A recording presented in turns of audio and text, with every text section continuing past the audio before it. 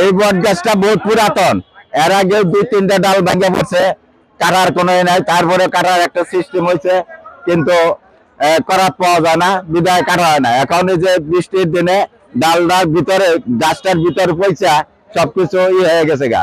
এখন এই বৃষ্টির জন্য এবং পাতা ভাড়া হতে এই ডালটা এই হাটের দিন অবস্থায় এই ডালটা ভাঙ্গা পড়ছে। ভাঙ্গা আর 10-15 জন মানুষ আহত, একজন নিহত হয়েছে শুনলাম, জানতে পারলাম হাসপাতালে একজন নিহত হয়েছে। উদ্ধারের কাজ ধনবাড়ি ফায়ার সার্ভিস আইছে, তারা ডাল কাটতেছে, লোকজন কি করছে, তারা খুঁজতেছে আরো লোকজন নিচে আছে কিনা এটা দেখার। ঘটনা ঘটছে, আমি দোকানের ভিতরে কাপড়ের দোকান বৈশা রয়েছে, আমার সাইডে ছিল আমার বিআই আইজুল সৈদপুরের, আর সামনে আছিল আমার বোনের জামাই। আমি কাপড় বেচা রয়েছি, আর তার সাইডে আছিল চরাবাড়ি আবুল আছিল।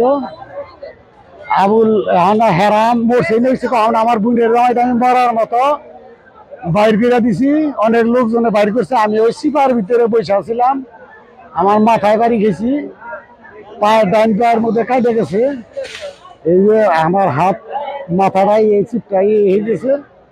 এইটুকু যেন খালি উড়মুড়ি ডাইলটা ভাঙ্গা আঙ্গুর উপরে পড়লো, এইটুকু আমরা জানি। ওইটা বহু বছর আমার বাপ দাদারা বলতে পারবো, এটা আমিও বলতে পারবো না। অনেক পুরানো গাছ, কিন্তু এটা বারবার তাগিদ দেওয়া হয়েছে।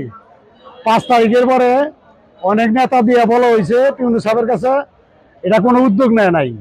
আমরা ওরকম মেলা রিপোর্ট দিছি, তারা বলছে যে গাছটা কাটাই দেবে। এর আগেও কিন্তু কিছুদিন আগে পশ্চিমের সাইডে ডাল ভাঙছিল, পশ্চিমের সাইডটা ভাঙার পরে বলছিল যে গাছটা রাতারাতি আমরা কাইটা নিব, কিন্তু কোনো পদক্ষেপই নেয় নাই, সরকারিভাবে কোনো পদক্ষেপ নেয় নাই। নেতারা অনেক চেষ্টা করছে, জাহাঙ্গীর চেয়ারম্যান, সাগর, এগারোতেও বলাইছি, তারা কোনো চেষ্টা করে নাই।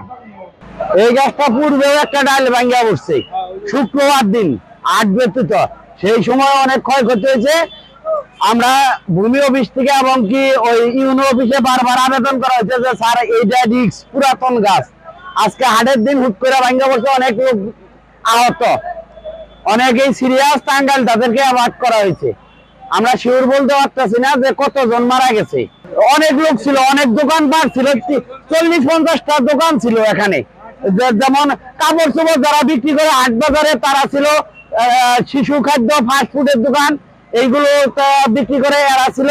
অনেক লোক এখানেই হাটের বেশি ভিড় থাকে, সবসময় এখান থেকে তাদের ফ্যামিলির জন্য এই বিভিন্ন সদাইপাতি কিনে নেয়। বারবার আমরা ইউনো অফিস, এসিলেন অফিস ঘুরছি, কিন্তু তারা অনুমোদন দেয় নাই এই গাছটা কাটার জন্য।